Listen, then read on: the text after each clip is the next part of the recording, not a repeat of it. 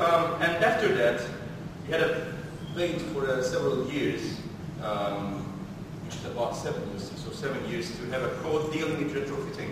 That's also important. And we right now have a code, retrofitting code, which is released in year 2006. After all those, what we learned, implementations and research concerning earthquakes focused on the both pre- and post-disaster risk and loss mitigation. So that is one of the most important lessons that we learned.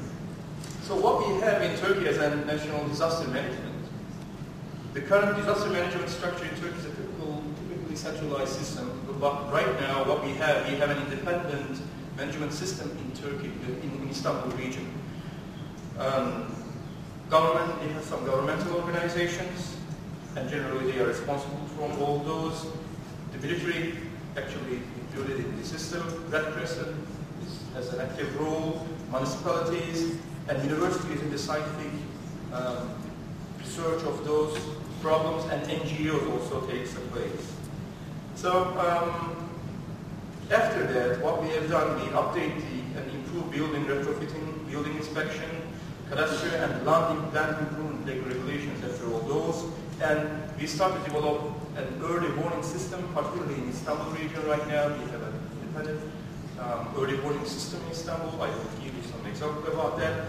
And we started to develop a new financial instruments, because without the finance, it's impossible to apply all those things.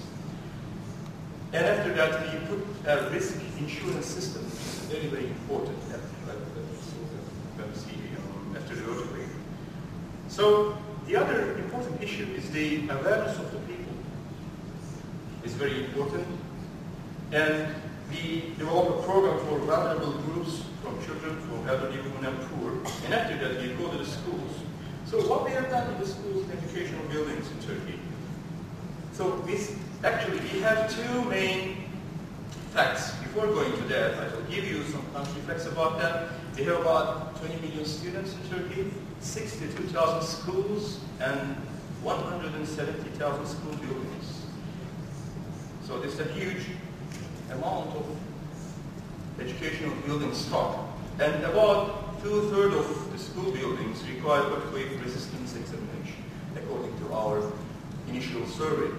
So the key issues for disaster prevention, the first is the awareness, and the second group is the preparedness. The awareness, what we have done in the awareness issue,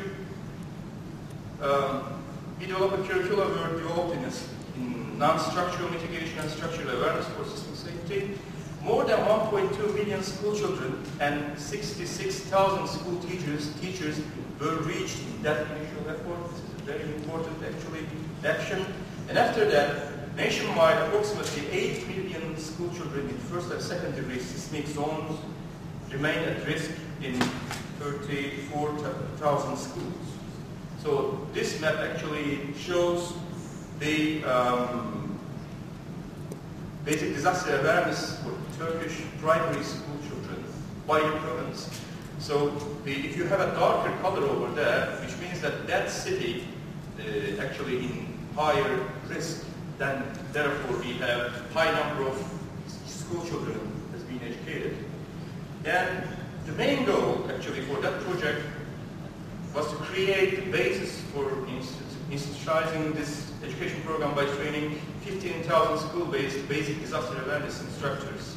School would in turn reach 5 million school children in the 30 most populous provinces at the risk. So this is the number of the instructors per city. What we have after that, we actually prepare some books and handbooks, and we include those information into the education system. The first one is a basic disaster awareness handbook on the left, and then children's activities handbook and classroom activities handbook, also the other one. And actually we have two special lectures. The first one, structural awareness for seismic safety education on the far left. And in non-structural mitigation education, those are actually included in our education system right now. And after that, we have some information to be delivered to the students through internet and in CD-ROMs and however. So you can see a couple of pictures. Here, on the left, you can see the activity of the children after the school and testing classroom activities. On the right, some sample introductory brochures, you can see. And those are for people. And you can see the training, a part of the training on the right. There are some building models over there, and they will describe the behavior of the buildings and what to do. And preparedness is also quite important. Those are the awareness, what we have done. So this is what we want. This is a picture after the earthquake in 1999 in northwest part of Turkey. So on the left, you can see the buildings. On the right, you will see the school over there. So after the shock, there is no damage at all. And we are aiming to use school buildings after the shock as an emergency center, of course. So this is the aim what we have. This is another school actually. There's no building on the left actually, all gone. But you can see the school buildings still standing.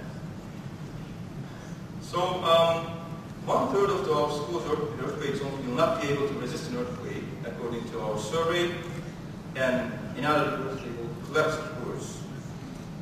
So what we have done after that, in year 2005 to 2006, we finished the strengthening of dormitory elementary schools, all, which is about slightly over 1,000 schools. Then we start to dormitory secondary schools in year 2007. And by the end of next year, we are going to finish, I think we are finished. We have done all the study of the dormitory secondary schools. Why we start from the dormitories, it's quite obvious that, we are taking the students into the school and they are actually leaving the school. So that's why they have a higher risk compared to the other students. That's why we start from the dormitories. So there are some technical things. I think I'm out of time now. So this is an example of retrofitting of a building, school building, quite fast, just by filling the striping walls over there. And there are some actually another statistics here, but I don't have time right now to talk about all those. This is a map of Istanbul actually, and you can see the density of the earthquake. So you can see the darker places are having high density of earthquake occurrence and great expectation as a damage, and the rest are a little lower. And this is the overlaying of the school buildings on that map. And as you can see that it's matching quite well, and you can imagine how dangerous they are having. So this is another school. What we have done in Istanbul, we have about 2,000 school buildings in Istanbul. And we finished about 400 schools in Istanbul as seismic retrofitting, which is about 87% of total existing risk buildings, which is a very good success story actually that we have to talk about more. And 80 schools we demolished and reconstructed. 80 schools throughout Istanbul. And you can see some of the pictures from there. And while we are retrofitting the building or strengthening the building, we are refurbishing the school as well.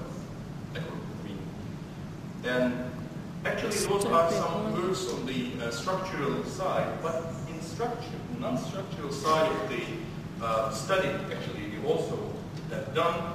You can see the stuff should be put in special boxes, library, and you can see that you never let the books fall down.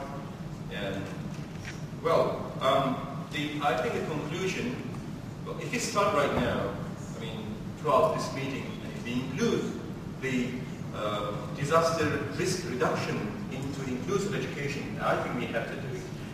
Probably, our children will have an opportunity to study in safer schools, and that should be considered as a part of this conference, I think.